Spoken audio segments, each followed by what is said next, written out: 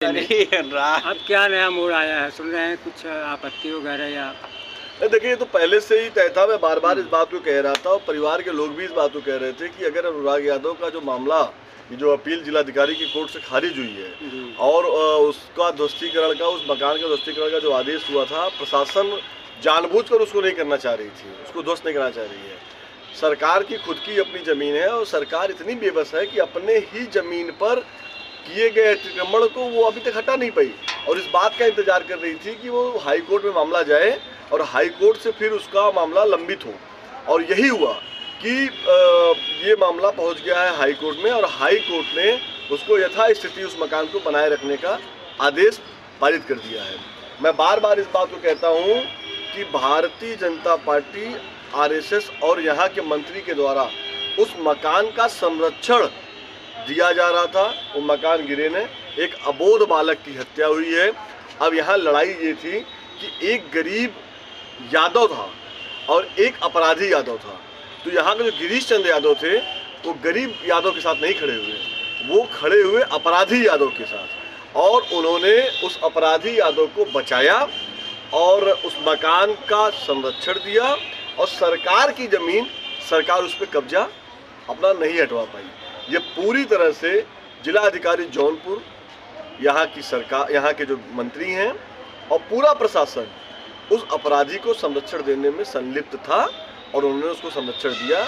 अब मामला high court में लंबित है। माननीय उच्च न्यायालय का जो आदेश होगा उसके बाद उस मकान पर क्या बुलडोजर चलेगा नहीं चलेगा, अब माननीय उच्च न्यायालय के पाले में ये गीत है। अभी ये जानकारी में भी आया था कि उसके ऊपर भी मुकदमा दर्ज कर दिया गया, अनुराग के पिता चोरी। हाँ, ये दुर्भाग्यपूर्ण है कि जिसका बाप, जिसका बेटा, उसकी गर्दन कटी हुई है और FIR अगर आप लोग पढ़ेंगे तो आपको हंसी आएगा कि कुछ गांव के लोग और अनुराग के पिता जा करके उसके घर में सोना चांदी और पैसा जेवरात लूट रहे थे। तो ये मानवता को शर्मसार करने वाला मुकदमा है। हालांकि ये जब न्यायालय में जाएगा तो न्यायालय इसको जो है खारिज कर देगी और इस पे मुकदमा नहीं चलेगा, इस पे फाइनल रिपोर्ट लग जाएगा। क्योंकि अगर किसी के बेटे की गर्दन अपराधियों के द्वारा काट दी गई है, गर्दन पड़ी हुई है, माँ बिलख रही है, परिवार बिलख रहा है, पूरा जिला बिलख रहा है, प्रदेश और देश के लोग मतलब हतप्रभ रह गए इस तरह की जो उसकी नृशंस हत्या हुई थी उसको देखकर, और वो बाप जाके किसी का घर लूटेगा। उस बाप, वो तो बाप तो विक्षिप्त हो चुका है, पागल हो चुका है। आप उसके हालात को देखिए, आप उसके घर जाके देखिए, उस माँ को देखिए, उसकी आंखें सूख गई हैं, बाप की आंखों से दिखना बंद हो गया है और वो बाप जाके चोरी करेगा। ये पूरी तरह से उस परिवार के लोगों को डराने, धमकाने, जेल में बंद करने का प्रयास है कि वो न्याय के लिए वो लड़े नहीं और जो अपराधी हैं उनके खिलाफ वो खड़े ना हों। उनके साहस को दबाने का प्रयास इस सरकार में पुलिस के द्वारा हो रहा है। लेकिन एक बात आप जान लीजिए, ऊपर वाले के घर में देर है अंधेर नहीं।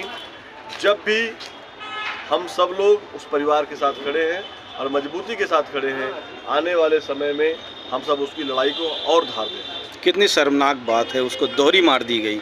एक तरफ उसका बेटा चला गया, दूसरी ओर उसके बेटे की ही मतलब जिसने हत्या की है उसके यहाँ चोरी का इल्ज़ाम लगा दिया। ये देखिए, शर्मनाक तो है ही है।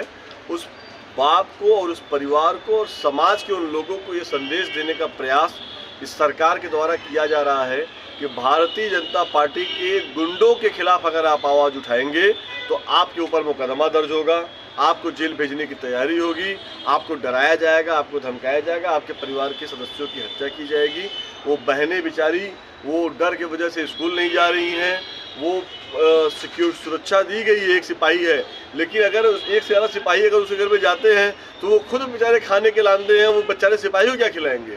तो इस बात के लिए वो ज़्यादा सुरक्षा भी नहीं ले पा रहे हैं, लेकिन वो परिवार डरा हुआ है, सहमा हुआ है और बहुत ही दुखद ये घटना है। और मुझे लगता है कि माननीय उच्च न्यायालय इस पर संज्ञान जल्दी लेंगे और आने वाले समय में सरकार जब बदलेगी, अब मैं बता रहा हूँ ये सरकार बदलने जा रही है। इस सरकार में आप इस बात की मत अपेक्षा करिए कि सरकार वो गिरेगा घर, ये सरकार बदलेगी। पिछले 5, 6, 7 महीने, 8 महीने में नई सरकार आएगी। वो जो नई सरकार आएगी निश्चित रूप से वो सरकार उस मकान को गिराएगी और हम सब लोग उस सरकार के साथ उस मकान को गिराने में सहयोग देंगे। अरे